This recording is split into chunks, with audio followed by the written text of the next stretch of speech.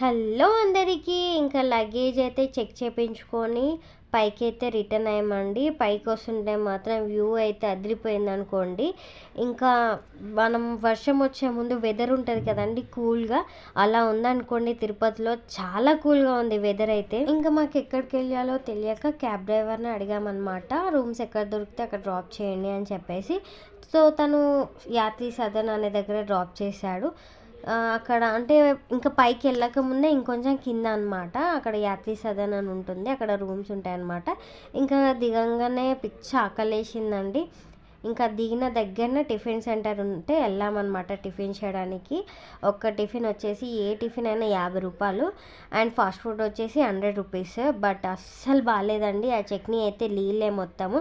ఇంకా ఇడ్లీ అయితే లబ్బర్లానే ఉన్నాయండి, అస్సలు బాగాలేదు. Stay tuned for more interesting videos of Tirupati.